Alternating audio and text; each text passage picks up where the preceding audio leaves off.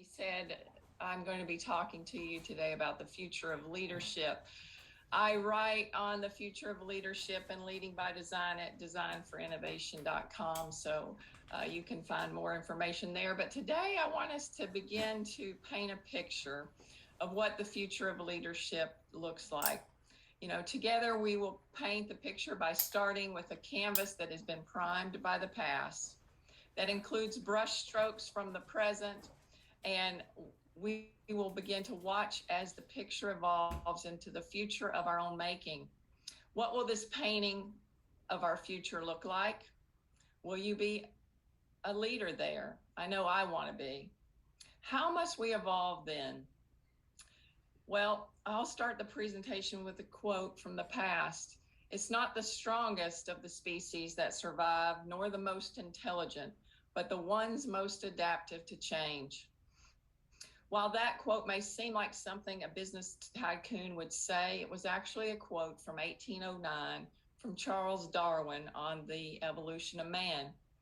Yet it rings true in business today. You know, you may have heard of Lehman Brothers. They were seen as the best and brightest of Wall Street at the time of their collapse. They started out with humble beginnings in the dry goods market. They were a store, actually, and rose to the fourth largest investment bank on Wall Street at the time of their collapse. Another example of this need to adapt comes with Blockbuster Videos. They were the strongest company in the video rental business with over 9,000 locations, millions of customers, a massive marketing budget, and efficient operations. Both of these companies were the strongest and brightest until they weren't. True to Darwin's quote from a millennium earlier, they failed to adapt. But let's dig a little deeper into history and plot out the patterns that are revealed. So we're going to go back in time, pre-pandemic, and talk about the evolution of leadership and business. So we'll start with the industrial age. The industrial age was the first time that people came out in mass droves out of the homestead to work in mines and factories and mills. They were charged with doing the work of building, making, and mining. The experience of the employee then didn't matter. In most cases, they were horrid. While workers needed to have their wits about them, their minds were of little significance. The focus was on getting as many able-bodied humans in the workplace to do the work. The human's potential rested solely on the number of widgets they could produce in the industrial age. The industrial age leadership was about mandating and micromanaging. To keep production rolling along, leaders took a command and control approach. This type of leadership was prevalent, and I call it leading as a manager.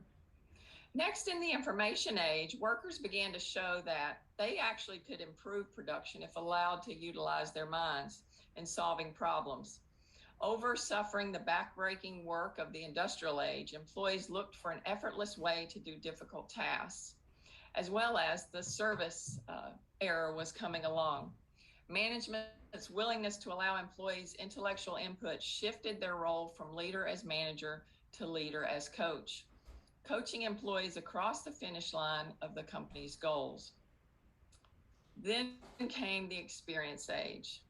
Pre-pandemic, the experience age was primarily seen in the rise of buzzwords like customer experience, user interface.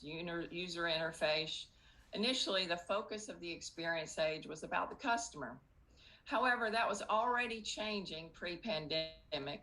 Dulled by the continual droning of data and information, the employees of the experience age were yearning for an improved experience of their own.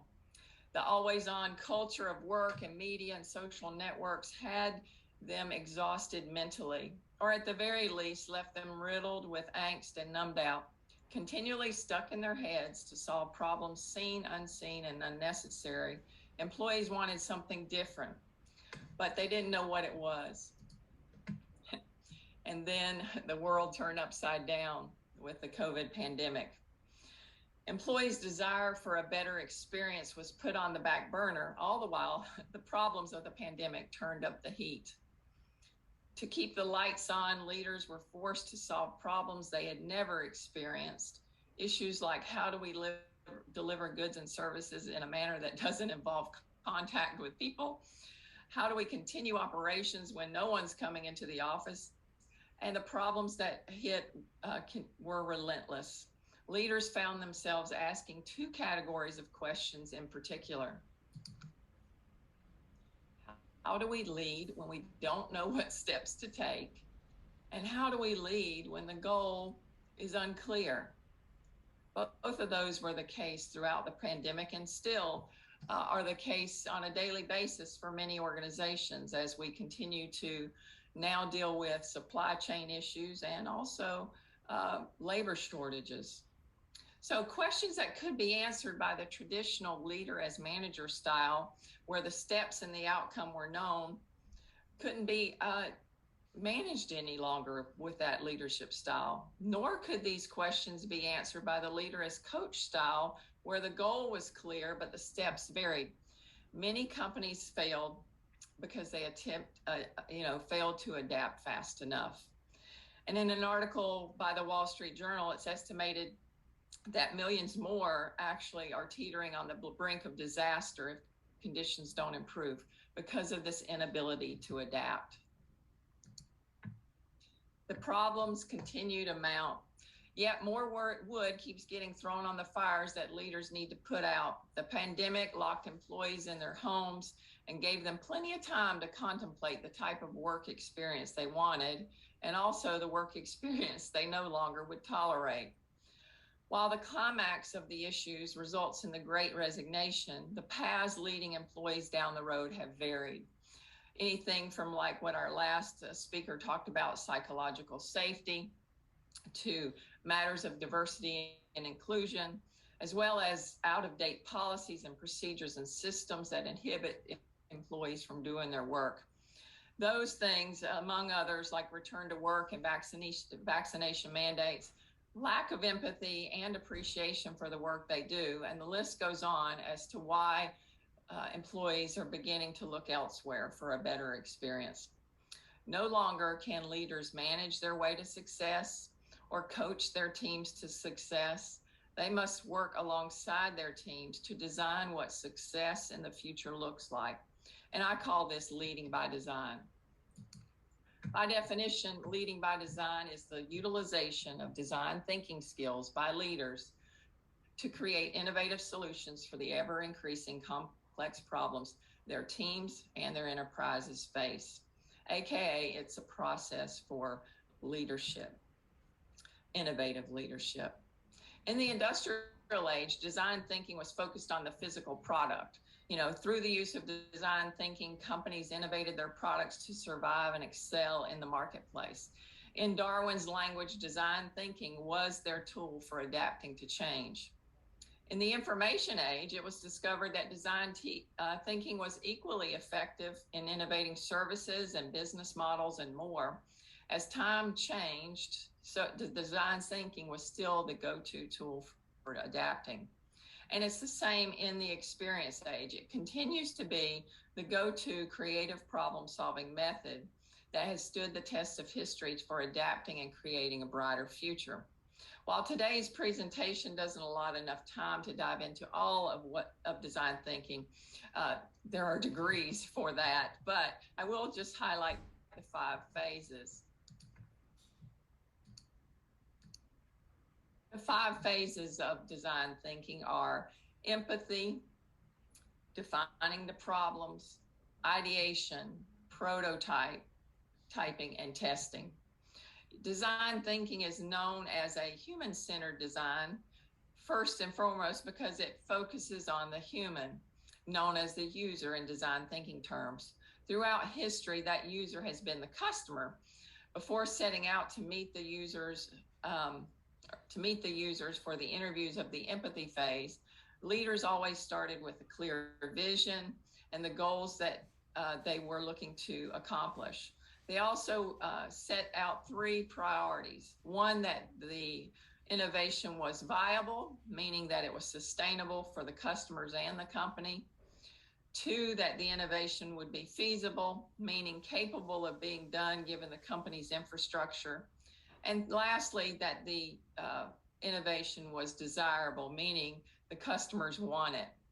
And just in giving you an idea of this in the people realm of employee experience, imagine if our change management initiatives actually took these 3 factors into consideration, that the change that employees received in the latest initiative was actually change that they wanted and needed. Well, in utilizing design thinking as a principle for innovative leadership, the user now becomes the employees, and the leader and the employees of a team now become the design team, thus working together to creatively and collaboratively solve the obstacles in the path of their highest potential as individuals and as a team.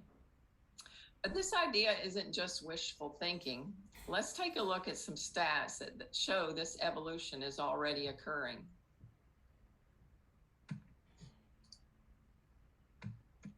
What you're looking at here is one on the left is a research report from Gartner Research, and on the right is results from the Design Management Institute. And we'll start with the numbers on the right because this will be especially of interest to those leaders who are not leading by design yet. But the Design Management Institute has tracked those design-centric organizations, which, as you can see in the red box, are organizations like Apple, Coca-Cola, Ford, and so forth. They've tracked the performance of design-centric organizations, and they've discovered that those organizations outperform the S&P 500 index by over 228%. So the focus on design thinking and design-centered or human-centered approach to business not only takes care of the humans, but it also takes care of the bottom line and the stakeholders. So it's a win-win-win situation, not only for the companies and their employees, but also for the stakeholders and the customers.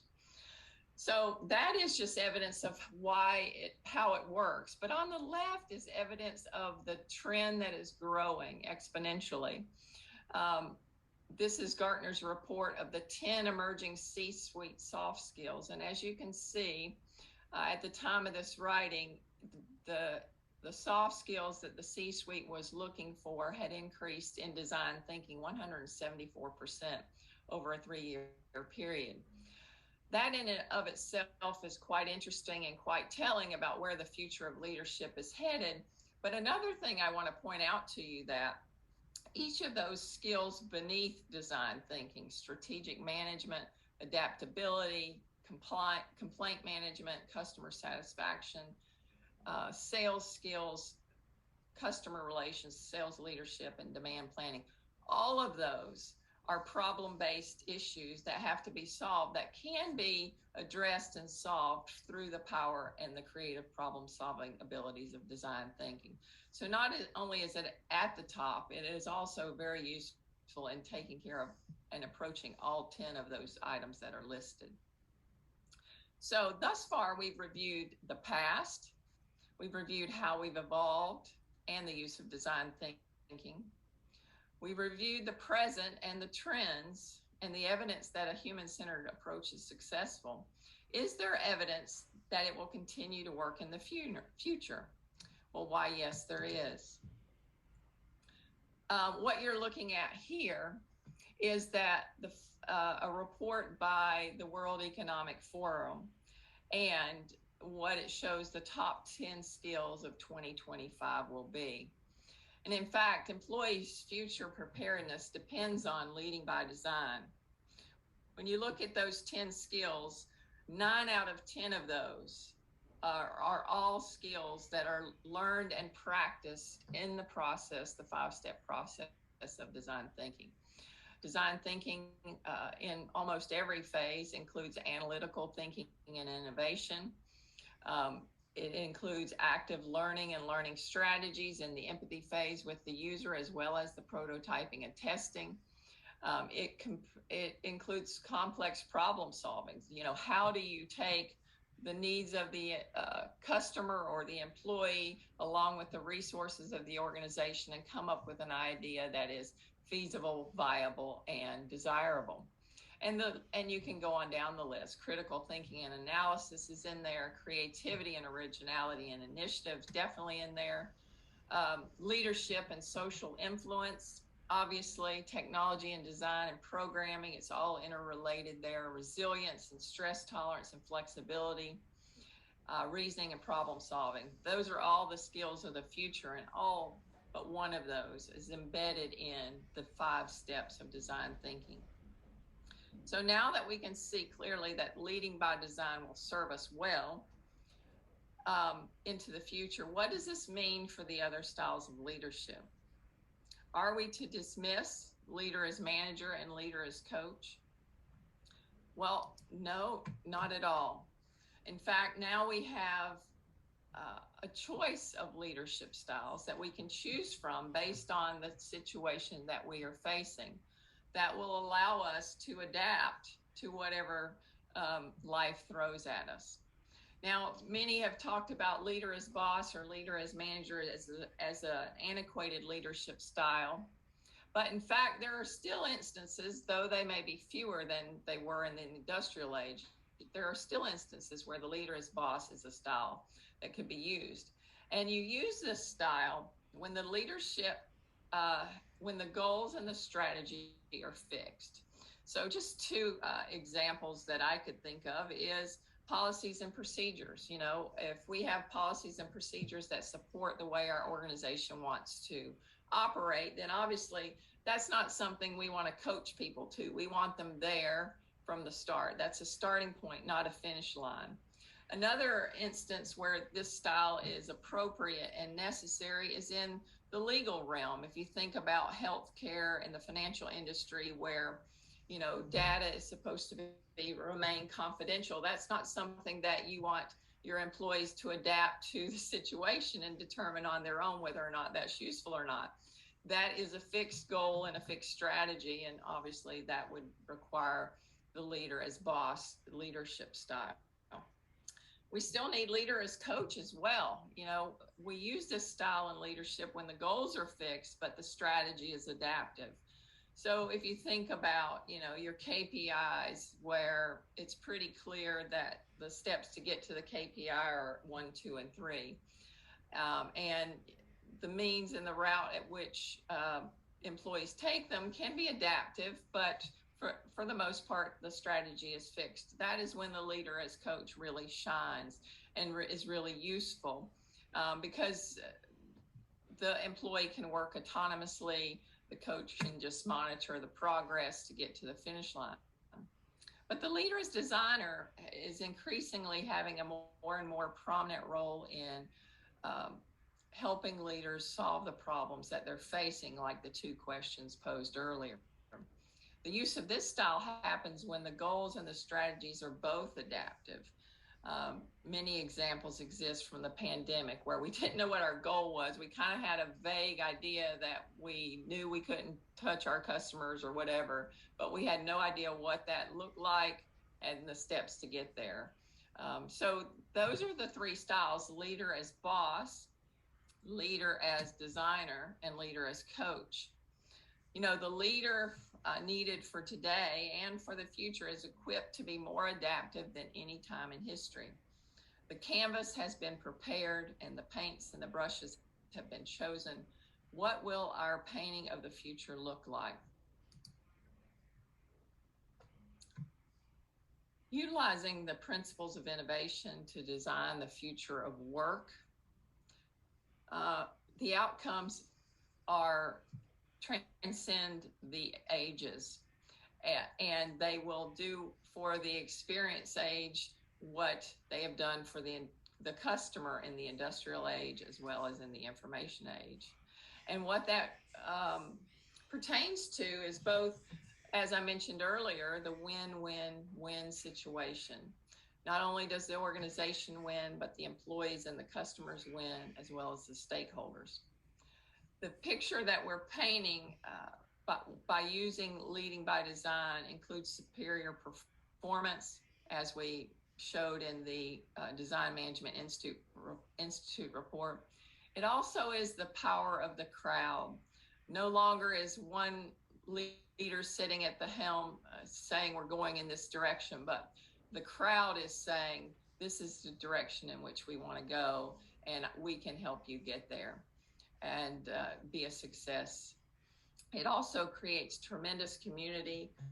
You can see that already in the experience age when it comes to customers. Many organizations have communities of customers built that are promoting their company without even the thought of spending a marketing dollar.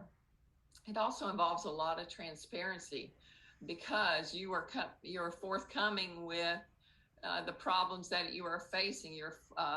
You're letting the customers or the user, in this case the employees, be transparent in the problems they're facing. So there's an equal amount of transparency with the use of design thinking.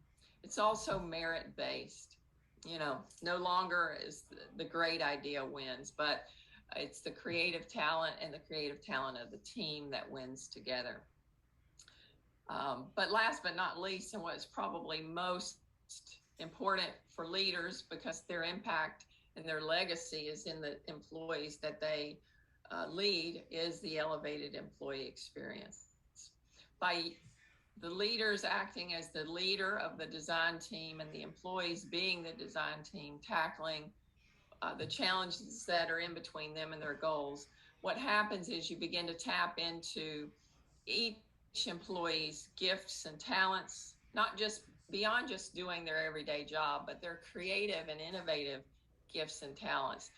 Things that in the past were maybe relegated to their side hustle or their side gig. They really couldn't tap into those skills and talents in their day job. That will change with leading by design, because they'll need to bring their whole person to work, not just their bodies, not just their minds, but their feelings and their experience and what elevates them and their experience, and that includes serving with their gifts and talents. It will also elevate their experience because they are addressing the very problems that take their experience lower or make it depressing or difficult to deal with. So there are a number of reasons why the employee experience is elevated, and they're all found in how those 5 phases operate. But again, just to say that leading by design is utilizing the principles of innovation to design the future of work. So really, the question that remains is, back to our painting analogy, what type of picture do you want to paint? Do you want to continue to repeat the past and paint the picture that was painted for employees and their experience in the industrial age? Do we want to continue to paint the picture when the leader was primarily coach in the information age? Or do we want to elevate the experience and paint a different picture by using leading by design? I've gone through this pretty quickly, so that's a good thing in that it allows you to have more time for question and answers. But I also want to invite you to connect with me. I'm on LinkedIn, Twitter. And for more resources about leading by design, if there's a specific question that you have or what you want to dive in more into, then you can reach me at my email address there, Karen Ziegler at Karen@KarenZiegler.com. And wouldn't you know it, I misspelled my own name. It's actually Ziegler, Z-E-I first, the E before the I in this case. So if you'll make that correction, that email will get to me if you decide to choose to email me for more information. But let's open it up to questions now and see what we can take away from this. Thank you very much for your presentation, Karen. It has been very, very informative. Actually, I was thinking that a leader by design, a designer leader, should also be a great addition to a startup, because startups are very disorganized. They need to start working on goals, and they always change their strategies, their goals. I think it would be very helpful. I have a You're question. correct, Evie. Actually, startups are very good on two levels. Oftentimes, startups have enough of the innovative principles to get them going. That's how they get off the ground. But when they really need to bring in leading by design is when they have that real burst of growth and then everything goes crazy and they don't know what to do. Um, that's a really good, useful time for startups to bring in leading by design as well, if they don't already have a good foundation in it. Usually, startups, from my experience with startups, they become a very small team of friends usually. And Yeah. at some point, they grow and they don't have things documented, they don't have specific processes.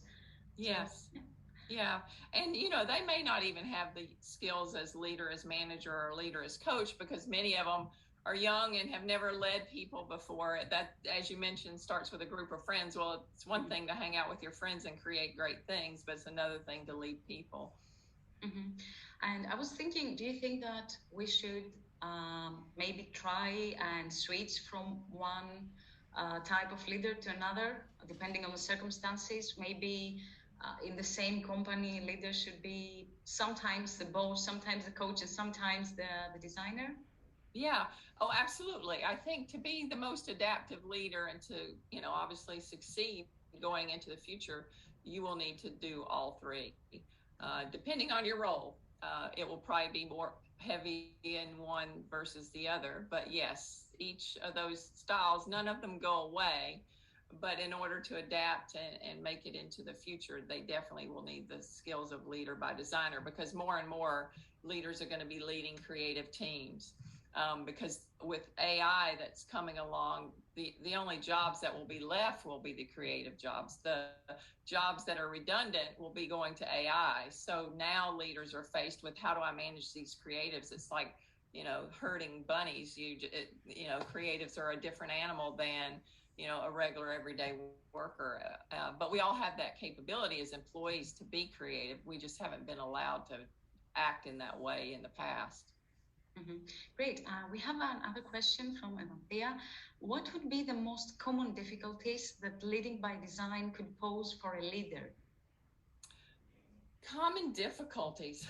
I find that they are greatly reduced, obviously, because you have so many perspectives. Depending on the size of your team, you can have 5, 10, 25 different perspectives that you are bringing into the problem that you're trying to solve.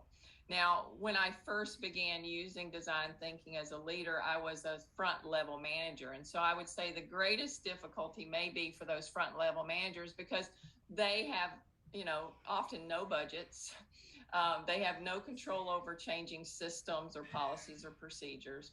So they have to be really clear in their communications as to what they can design and do, and what has to be, filtered upstream or whatever. So it's certainly not impossible. I found great success in using leading by design, even as a frontline manager, but it does get a little more complex as a frontline manager because of those limitations of budget, systems, the ability to have authority to change policies and procedures. So that would be my take on that. The further up you get the ladder, obviously, the more authority you have. So those things can kind of reduce. But the great thing about design thinking, when the entire culture leads by design, then what happens is those front level managers, the things that are outside of their authority, they begin to filter up, and they continue to filter up. And so what's left by the CEO to evaluate then becomes the change management that gets infiltrated back down. And so then change management becomes a thing that employees want. They're excited about. They've been waiting for it to happen, rather than something that's forced upon them. Mm-hmm. This is great. Thank you very much. You have been very informative, and happy birthday once again. And from all these people, you can see all the comments in the chat box. Wishing you all the best. Oh, thank you so much. Have a lovely day. Thank you very much. Yes.